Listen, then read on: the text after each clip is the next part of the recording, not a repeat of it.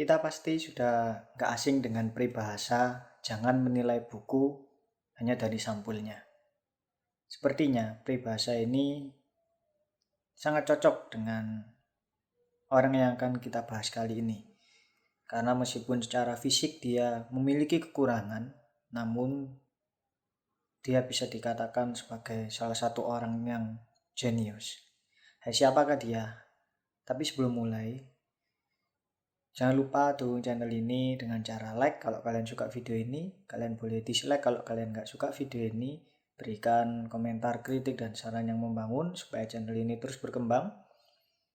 Dan jangan lupa yang terpenting subscribe, share, dan nyalain notifikasinya. Oke, langsung aja kita lanjut kenalan dengan seseorang yang satu ini. Lawrence Kim Peek, seorang pria yang lahir di Salt Lake di Utah, Amerika Serikat. Tepatnya pada tanggal 11 November 1951. Dia dikenal sebagai salah satu orang yang mengidap Mega 7. Apa itu Mega 7? Itu adalah kemampuan untuk membaca 2 halaman buku bersamaan dengan masing-masing satu matanya. Jadi kalau kita membaca buku dari sisi kiri lalu ke kanan, Kim Peek ini mampu membaca 2 halaman buku sekaligus kiri dan kanan. Jadi mata kirinya bisa membaca halaman kiri dan mata kanannya bisa membaca halaman kanan. Dan kecepatan membacanya juga sangat-sangat cepat.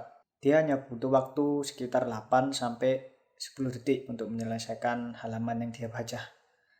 Ya karena kemampuan dari mata kiri dan mata kanannya itu.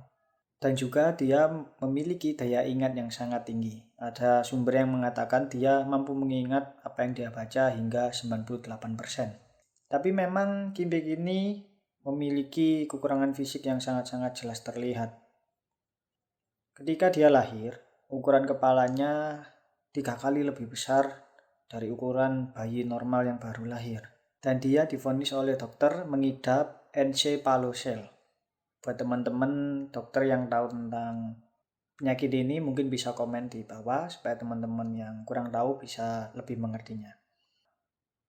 Nah, encephalocele ini seperti atau semacam kekurangan di kepala bagian belakang yang menyebabkan sebagian otaknya itu terlihat atau menonjol keluar seperti itu. Dan ada sumber yang mengatakan Kim Peek ini tidak mempunyai penghubung antara anterior dan posterior di otaknya. Di tahun 1983, Kim Peek sempat menjalani pemeriksaan X-ray dan akhirnya diketahui bahwa otak Kim Peek ini hanya memiliki satu bagian.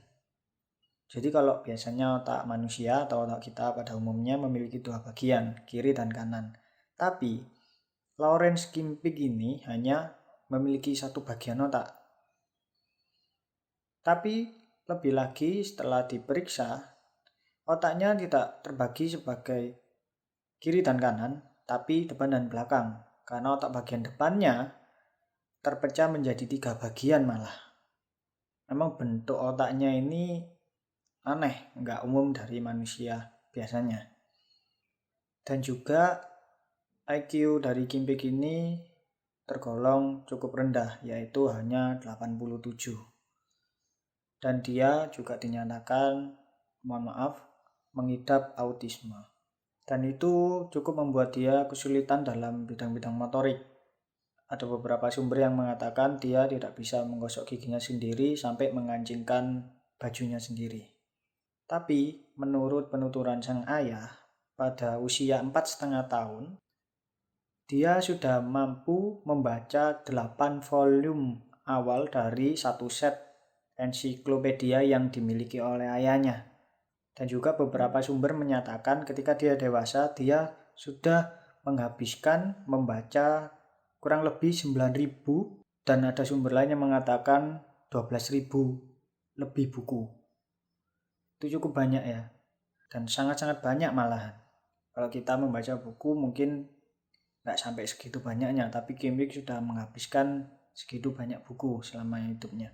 Dan di tahun 1984 ada seorang penulis skenario yang tertarik dengan kehidupan Kim Peek ini yang bernama Barry Morrow. Dan di tahun itu Barry Morrow dan Kim Peek bertemu di Arlington, Texas. Mereka membahas tentang pembuatan film yang akan didasarkan oleh kisah hidup Kim Peek ini.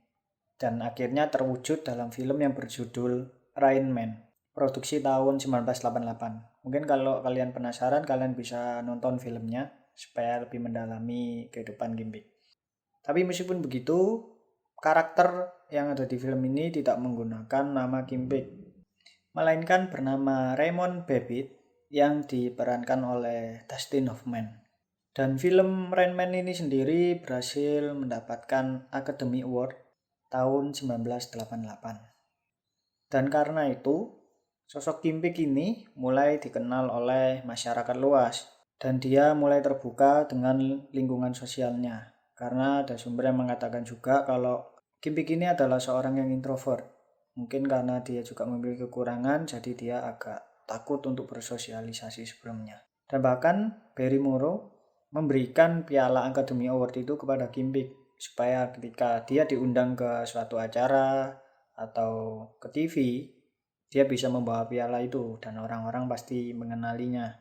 Dan belum sampai di situ, bahkan NASA melalui para ilmuwannya di Center for Bioinformatics Space Life Sciences di NASA Ames Research Center juga tertarik kepada Kim Peek. Bahkan mereka memeriksa Kim Peek dengan CT scan dan MRI untuk memindai bentuk otak Kim Peek secara 3D, dan mereka menyelidiki bagaimana kecerdasan Kim Peek dengan bentuk otak yang seperti itu. Dan ada sebuah studi di tahun 2008 yang mengatakan kalau Kim Peek ini menderita sindrom FG, yaitu sindrom genetik kromosom X yang langka yang menyebabkan hipotonia dan mikrosefali. Kim Peek sendiri meninggal pada tanggal 19 Desember 2009 disebabkan oleh serangan jantung. Dan ayah Kim Peek yang sudah merawatnya dari kecil meninggal pada 5 April 2014. Oke, jadi itu kisah hidup tentang Lawrence Kim Peek. Seseorang yang secara tampak luar memiliki kekurangan, namun Sang Pencipta dengan adil memberinya kelebihan pada otaknya.